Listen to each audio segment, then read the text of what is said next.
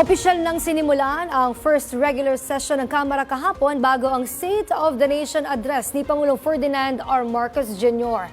Samantala, kasabay naman ang muling pag-upo ni Leyte 1st District Representative Martin Romualdez bilang isang House Speaker, kanyang pinagdiinan ang pangako para sa pagkakaroon ng isang makatao at may pananagutang mababang kapulungan.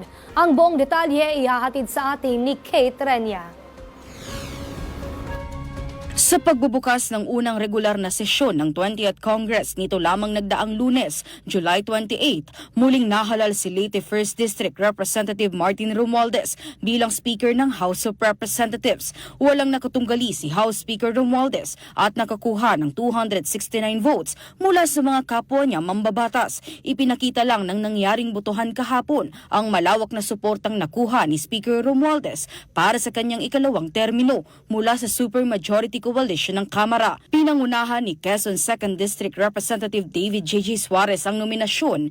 Dito, pinuri niya ang magiting na pamumuno ni Romualdez, makatao at may malinaw na direksyon. And today, it is my distinct honor to nominate him as Speaker of the House of Representatives. Ferdinand Martin G. Romualdez.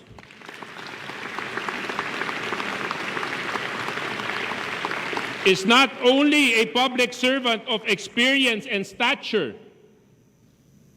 he is a leader of empathy, integrity, and conviction, a unifier, a reformer, a partner of the President, and a champion of the people.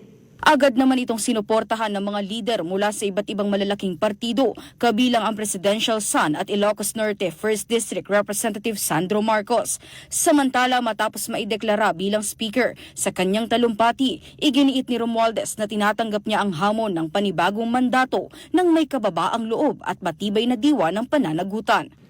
With humility in my heart and a deep sense of duty, I rise today to accept the renewed trust you have given me to serve once again as your Speaker of the House of Representatives. Ang tiwala ay hindi gantimpala, kundi panibagong hamon.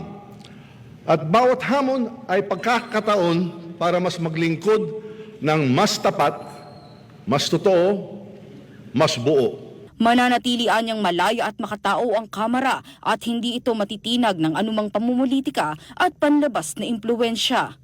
We are not moved by personalities, but by principles. We are not driven by vendetta, but instead by vigilance. Our goal has never been to destroy, only to demand the truth. Nangako rin siya na ipaglalaban ng mababang kapulungan ang mga batas na tutugon sa pangangailangan ng bawat Pilipino at mananatili silang sandigan ng demokrasya at katotohanan.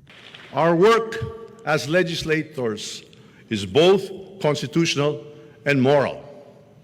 It is through the laws we pass and the accountability we uphold that we protect rights, promote equity, and shape the future of our democracy. Para sa totoong balita sa Bagong Pilipinas, Kate Renya, Congress News.